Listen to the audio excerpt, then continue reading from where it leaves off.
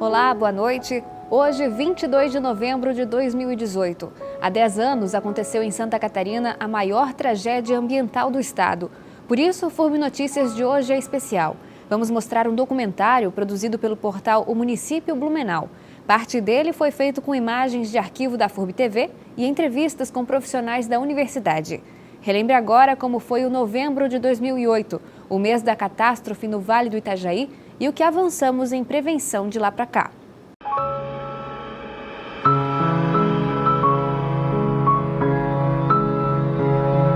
O mês de novembro de 2008 ficou marcado até hoje na memória de muitos blumenauenses. Foram 3 meses de chuva. Tivemos que abandonar nossa casa já com água até pela cintura. Parecia uma cena de guerra. Ainda bem que tínhamos comprado comida que durou nossos dias. No primeiro dia, meu pai e minha mãe conseguiram levar os carros no alto da rua. No segundo dia, a gente chegou na frente do prédio e estávamos muito assustados.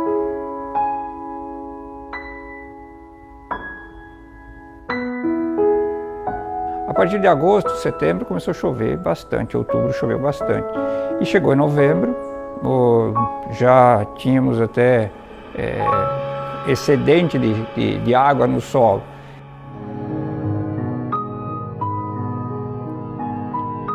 As informações que nós tínhamos era de uma enchente de 11,5 metros aproximadamente. E para ela nós estávamos preparados. Ocorre que em 2008 nós fomos surpreendidos com um fator sem precedentes na história do município, do estado e do próprio país. Não que nós não tivéssemos deslizamentos antes, a gente tinha, só que pontuais. 2008 foi de maneira generalizada, né?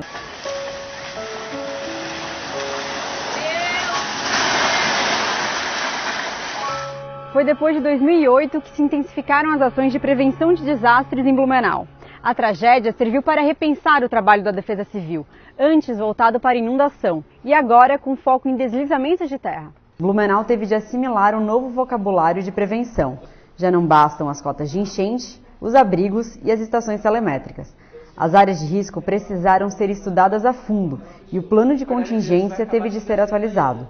O desafio agora é disseminar esse aprendizado entre os cidadãos. É o que tenta fazer o projeto Defesa Civil na Escola, que desde 2013 atende crianças de 10 instituições de ensino por ano. Usamos aquela frase de lembrar o passado para prevenir o futuro. E esses ensinamentos as crianças têm levado para casa, discutido com seus pais e também na comunidade. O que a gente deseja é educar a comunidade através das crianças. Desde a catástrofe de 2008, Blumenau também se reaproximou de antigos parceiros. A JICA, Agência Japonesa de Cooperação Internacional, participou do pós-enchente da década de 1980 e agora vem atuando na capacitação do Vale do Itajaí para os deslizamentos. O jornalista Evandro de Assis foi até o outro lado do mundo para conhecê-los melhor.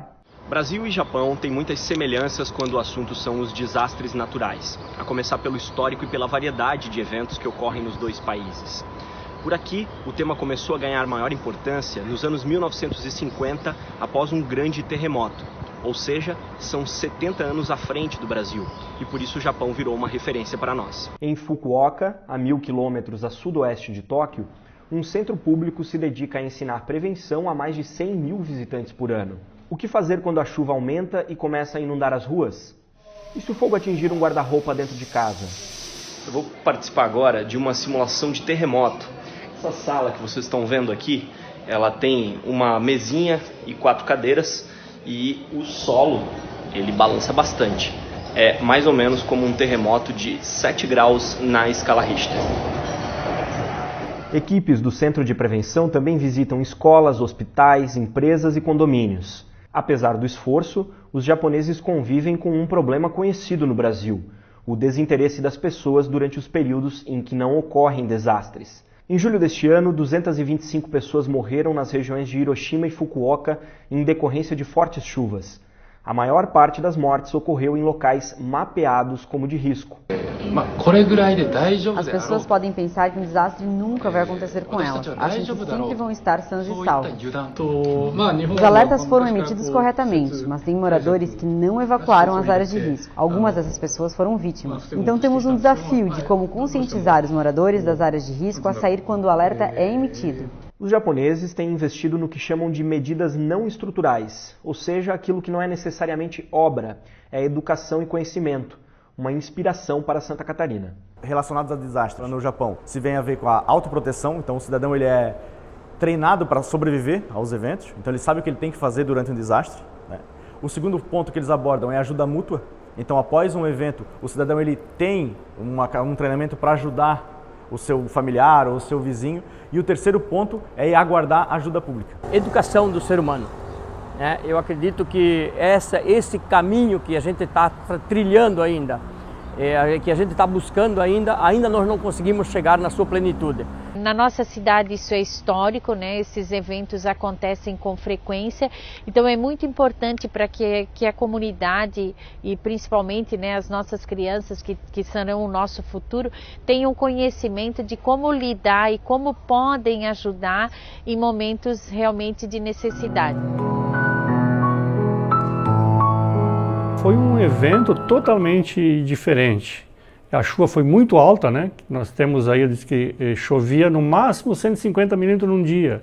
Naquele dia choveu 250 milímetros e não só no outro dia repetiu 250. As nuvens eram rasas, o topo delas era quente. Não dá para determinar, pela análise do satélite, o potencial de chuva. O fenômeno era novo, mas também não havia uma rede de monitoramento integrada.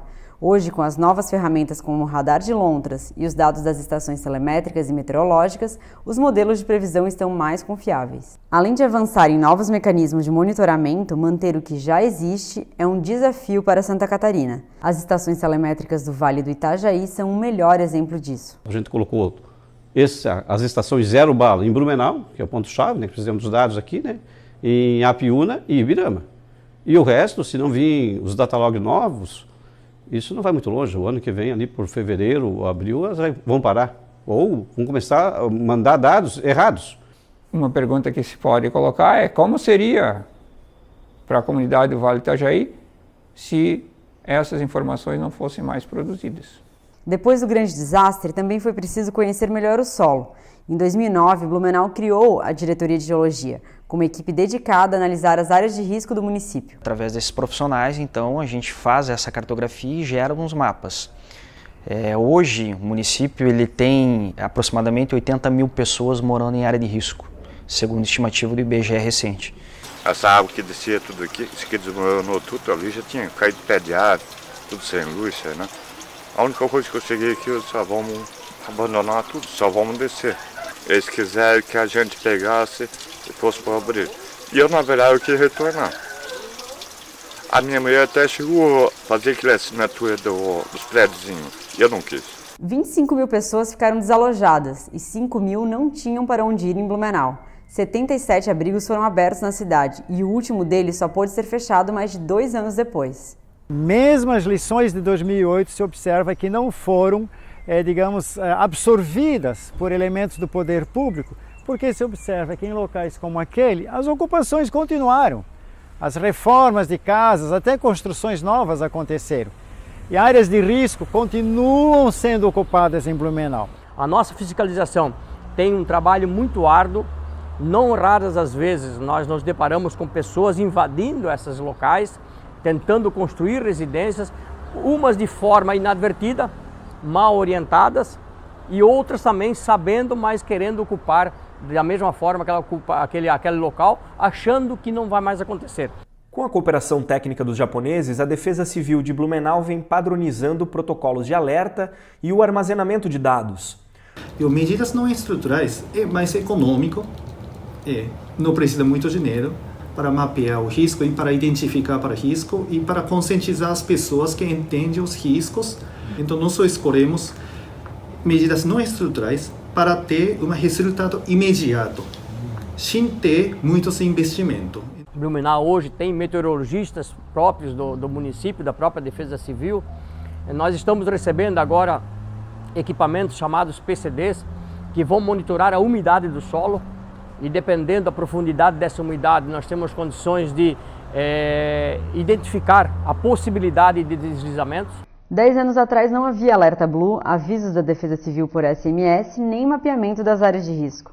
Toda a questão do monitoramento desenvolvida, a questão dos alertas, que hoje é possível que o cidadão se cadastre através do telefone 40199, mandando uma mensagem com o CEP da sua residência, e ele acaba recebendo do Estado as informações referentes àquele local. Santa Catarina era como um projeto pioneiro de colaboração com o governo japonês na área de prevenção de desastres naturais. É o grande projeto que foi realizado recente, exatamente como depois de 2008. Nós elaboramos como plano diretor de construção de obras. Em Santa Catarina, esse plano diretor desenvolvido em conjunto com os japoneses ficou conhecido como Projeto JICA. Barragens de Ituporanga e Itaió tiveram a capacidade aumentada e 3 canais extravasores foram construídos no Alto Vale. O radar meteorológico de Lontras também faz parte desse pacote. Ainda faltam executar 8 barragens de contenção de cheias e diversas obras nas bacias dos rios Itajaí-Açu e Itajaí-Mirim para melhorar o escoamento da água. São projetos que são interligados, E a plenitude de seu funcionamento depende que todos eles sejam executados, de acordo com os estudos que foram feitos, Essa parceria já vem da década de 80, onde através do projeto JICA, os japoneses estiveram aqui, orientaram, inclusive foram a orientação dos próprios japoneses da construção das 3 barragens que hoje existem. Nós temos inúmeros outros projetos na Defesa Civil do Estado, com orientação dos próprios japoneses. No Japão, obras de infraestrutura reduzem o impacto de enchentes, mas também de enxurradas e deslizamentos. O território acidentado do país tem hoje 60 mil intervenções de engenharia contra desastres. Uma modalidade específica de barragem, chamada Sabo, foi apresentada a Blumenau. Há um projeto piloto a ser implantado na Fortaleza Alta. Parece uma barragem, mas não bloqueia água. Apenas pedras e galhos de árvores que causam destruição durante enxurradas. O engenheiro japonês explica que, além das barragens, há outros 2 tipos de medidas contra deslizamentos no Japão. Obras de drenagem, que retiram a água do subsolo, e contenções de concreto na superfície, para evitar que a terra se movimente. Esses investimentos são feitos em locais estratégicos, como perto de rodovias, escolas e hospitais. Ao meu ver, que o Santa Catarina, que sempre está continuando esses projetos, baseando esse plano diretor que foi elaborado em 2012 e até agora que está continuando construindo as obras na bacia. Mas a comparação entre os 2 países tem limites. No Japão, a maioria dos rios é canalizada e são raras as áreas livres de ação humana. O engenheiro Yamakashi Takao, que atuou no projeto da barragem da Fortaleza Alta, diz que as normas ambientais são rígidas tanto no Brasil quanto no Japão. Para ele foi uma surpresa saber que o Brasil, que tem enxurradas quase todos os anos, ainda não investiu nisso. Claro que no Japão eles têm um território muito menor, então eles têm mais recursos para fazer essas coisas mais localizadas, Aqui, como o nosso terreno é muito amplo, a nossa bacia é muito grande, não dá para fazer tudo, não tem recurso para fazer tudo, mas as coisas mais urgentes é essa. Aonde que dá para fazer, se faz um talude, estabilizando o talude, onde não der, tem que tirar a pessoa. Acho que essa que é a solução e tem que fazer isso tudo caso a caso. Mas desde 2008 a gente não teve mais nenhum grande deslizamento no município. E no Japão não, todo ano a gente tem esses tipos de movimentação. Por isso que eles investem mais pesado nessa área, O grande objetivo é esse, criar e efetivar. Conseguir realmente implantar essas obras, paralelo a isso com um trabalho social de moradias, para que a gente possa retirar e colocar essas pessoas que moram nessas áreas em locais seguros. Todos nós sabemos que esse tipo de evento climático pode voltar a acontecer. Quando? Ninguém sabe. Pode ser daqui a uma semana, pode ser daqui a 10 anos, pode ser só daqui a 50 anos. Mas corremos o risco de que isso aconteça a qualquer momento.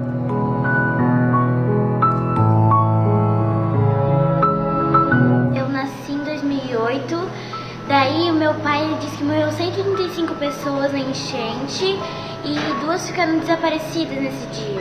A minha mãe me falou que perto da minha casa, mais longinho, tem um monte de montanha. Daí, lá era onde passava o gás, se não me engano, e daí estourou. Daí a minha mãe só conseguia ver um monte de luz vermelha, assim. Um parente meu, ele perdeu a casa porque já estava começando a rachar e estava deslizando muito. Quando aconteceu a enchente, a minha mãe estava com meu irmão e eu estava na barriga dela, na casa da minha oma. E meu pai, ele estava ajudando as pessoas que estavam sendo atingidas. Lembrar o passado, prevenir o futuro.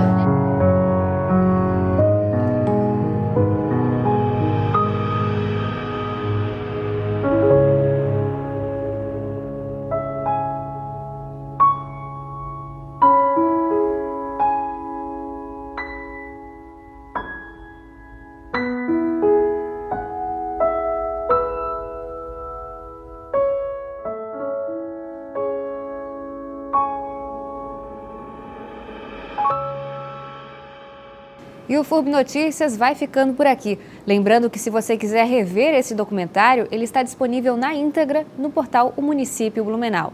Amanhã a gente volta com mais informações para você. Uma boa noite.